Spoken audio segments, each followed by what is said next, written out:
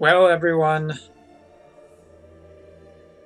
this is a tough video to make because, as it turns out,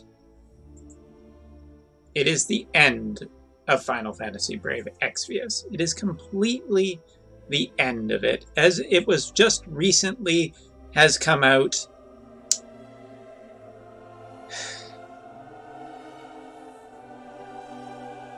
This is so hard to do. Because, you know, Brave Exvius has been the backbone of a lot of streamers, including myself's content. And so, I feel really bad that I have to break this to a whole bunch of different streamers, like Clayik, and Dyer, and Evil Laughter, and,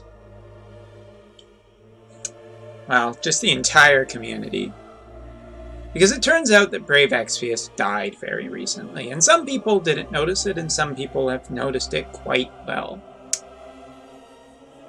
And that is because of a single resounding event that happened recently, which is, of course, because of this unit, Setzer. But more importantly, Setzer's TMR. For you see that recently they changed the damage formula in Final Fantasy Brave Exvius.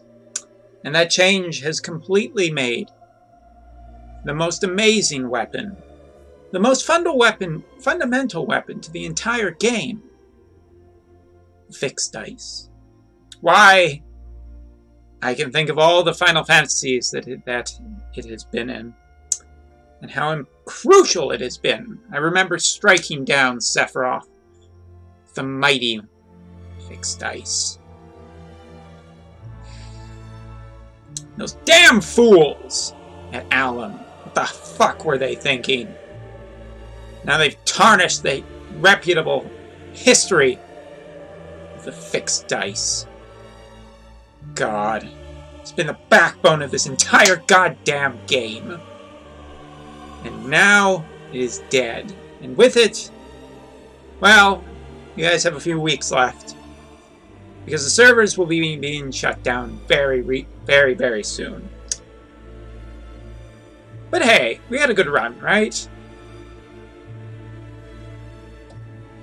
I feel so bad for those poor fools that are spending money on the Deus Ex banner on global side.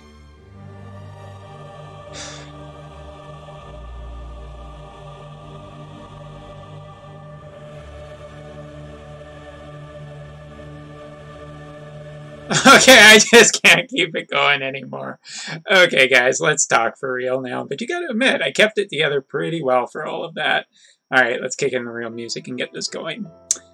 Alright, so if you haven't heard, basically on the JP side, there's been a massive change to the game. This change has been implemented in the form of a brand new damage calculation formula. Now, let's clear the air before anybody else gets more confused than they already are, because this is needlessly confusing, and if you don't hear the right information, it can just drive you nuts. Alright, so first of all, anything prior to this damage formula changing will not be affected, meaning that all of Season 1 and pretty much all of Season 2 story content, every event that came before it that will eventually get repeated in the game, as we've been seeing a ton of repeated events here on the JP side, so that new players can collect old equipment and, you know, play those events and everything like that. All of that stuff is still good. Same with Trials. Basically, a lot of stuff in Brave Exvius is the exact same as it was before this thing happened. But people hit a giant freak-out reset button, like just literally went crazy and lost their fucking minds, crying that this is the biggest bunch of bullshit to ever happen. And honestly, I just don't think it's that big of a deal. For a couple of reasons. One, Mog Kings are already super damn easy, so even if it does affect future Mog Kings, it's not really going to be that big of a freaking deal. Second of all, new players who have just started playing the game will be, they can already get a ton of better equipment than when we started playing the game. So our experience, you know, is completely different from their experience. As a matter of fact, they can even get super TMRs, and they start with some UOCs too, which eases them into the game. But even if all of the future Mog Kings, all of the future raids, and everything like that are all incredibly affected by everything that has happened, it really doesn't make that big a deal. One, people who are brand new usually go into the community, can make new friends, and get carries. Even then, they shouldn't be able to clear the top-level content anyway. Secondly, Mog Kings and raids and story events have never really been that hard, except in the top-tier level stuff, which is meant for older players anyway. So honestly, when it comes to new players, I gotta say cry a lot more before I even give the remotest little bit of a shit. It's kind of going to be nice to see that there's going to be a little more challenge potentially in the future when it comes to Brave Exvius content, because honestly, a lot of it's either been way too easy or way too hard, pushing Brave Exvius in the wrong direction, a direction that we saw happen with Brave Frontier as well. And that was just constant pushing of numbers. Higher damage, higher damage, higher damage, higher damage, higher HP, higher stats. That's all the game was. The game really didn't evolve any kind of new mechanics. So, yeah, don't feel really that bad about it.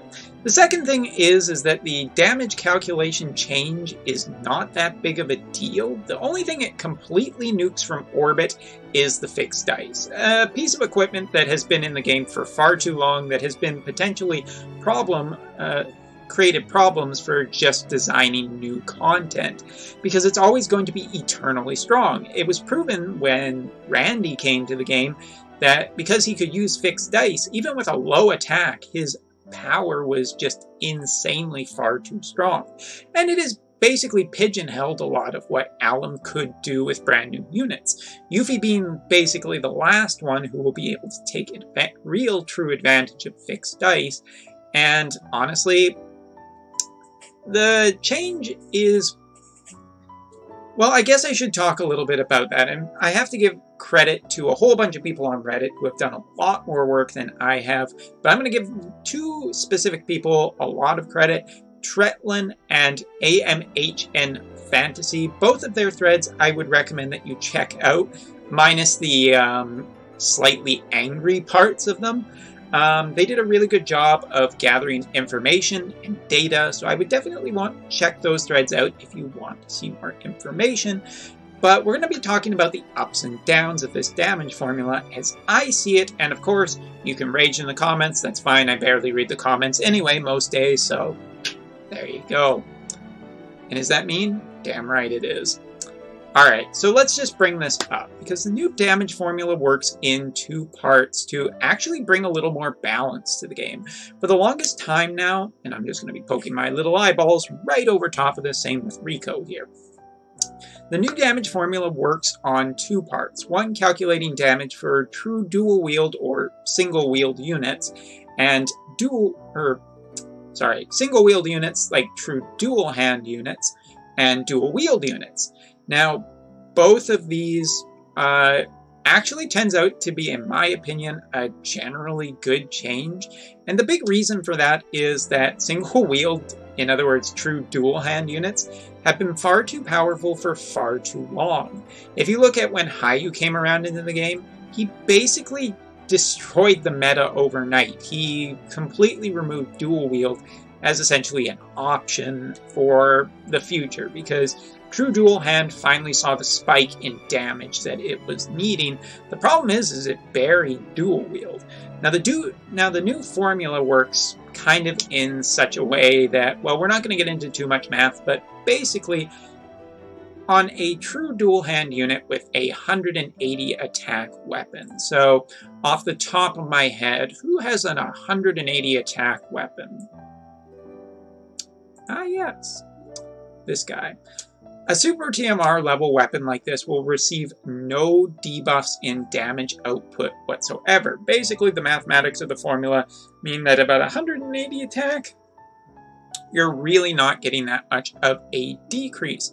The other thing that's to note about this is that the damage increase for about even, like, I think it's about 160 attack, is only about 9% damage, which I guess is important to some people who just want to burst a boss down, and I get it, some of the boss fights have been incredibly frustrating, but the other side of the coin is that if we can't do as much damage, there won't be as need for as much damage because Alum can essentially drop it. Now, taking a look at the other side of it is dual wield units. Now, dual wield units have not essentially been in the meta very long, and I would also recommend checking out Tretlin's thread because it has a graph by a user on Reddit known as Defiant Hermit, who is absolutely fantastic for making this, basically showing that as you increase attack, dual wield has a consistent advantage for how much damage they can output, basically not getting as much of a reduction as single wield units. Again, the biggest thing this hurts is weapons that are single wield with an incredibly low attack, basically fixed dice. Everything else receives some kind of decrease in the amount of percentages it can do, but eventually stabilizes at about 180 attack for single wield. This is actually encouraging to me for a couple of reasons. One, dual wield units have been needing some kind of a buff. Their damage output is considerably lower, so the fact that they just don't have a great amount of true dual wield potential, not that there's even that much materia support for true dual wield potential right now, is encouraging to potentially see dual wield units come back in and provide an alternative to, just different kind of units. Now, of course, one of my favorite units right now is Nagi, and I love Nagi. She is a natural dual-wielding unit, and this damage formula change basically helps her just output more damage. Great, awesome, a whole slew of units that have been kind of passed over for a long time now get a little bit of a boost. Awesome. But there's a little bit more to that, too, because the way the damage formula, the new way this works is that multipliers that applies to weapons, unarmed is not affected, which isn't surprising. Unarmed really doesn't have a place in any kind of the meta whatsoever right now, and is not being supported, so that's fine. A lot to talk about, need a drink. Defense scaling attacks and physical portion of hybrid attacks are also affected, but it should note that spirit scaling attacks aren't. Now, this could mean a whole bunch of things, but basically Spirit's not going to get anything, and that's probably because it's on the magic side. This seems to be more focused on the actual attack side, because there has been really no discussion about this affecting mages whatsoever, so it's really only affecting the attacking side, meaning Spirit scaling will be just fine. It's to a smaller amount, and it does actually help both hybrid units, who, let's face it, could always use more love, and defense scaling attacks too. Now, since defense scaling attacks are all over the place recently, with certain units, this is again good news for those type of units. It's basically giving them a boost. Now, the other thing that is interesting is that killer weapons with low attack. Now, this is talked a little bit about here. They do get a general increase for it, which is, rather nice. The extra passives is going to be a big thing, and so, great, killers end up more. And here's the other thing about all of this, and this is kind of my major big point about this, is two things. One, and this has not been really 100% talked about, so we don't really know exactly what the plans are here, but the TMR rebalancing is something that's going to happen in the future, if this is not what Alan meant by the TMR rebalancing. It could mean that a whole bunch of TMRs get boosted for attack to make up for the damage formula, in which case, business essentially as usual. It's really easy for a lot of people to freak out because the damage formula change came first, and then we just haven't heard about the rest of the plan yet. But even if the TMR rebalance turns out to be 100% bullshit or mistranslation, or Alum just completely ignores it, no matter how you want to swing this to me, there's one thing that makes me 100% not worried, and that is a couple of specific units that have come out recently, specifically Gravy and this girl.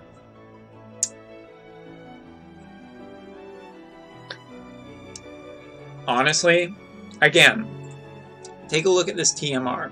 This TMR that gives basically a 50% limit burst boost.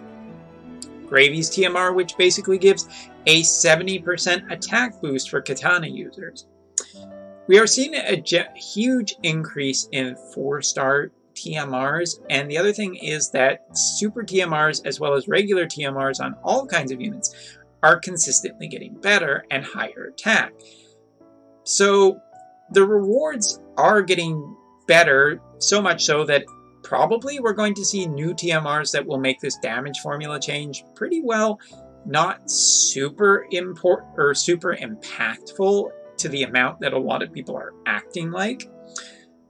And the thing about that is that it also gives players something new to work towards. Yeah, it's a little bit of kind of nerfing it, so you have to do something, but hey, if you just have a ton of equipment, but this kind of gives you some new equipment and some new motivation to work towards.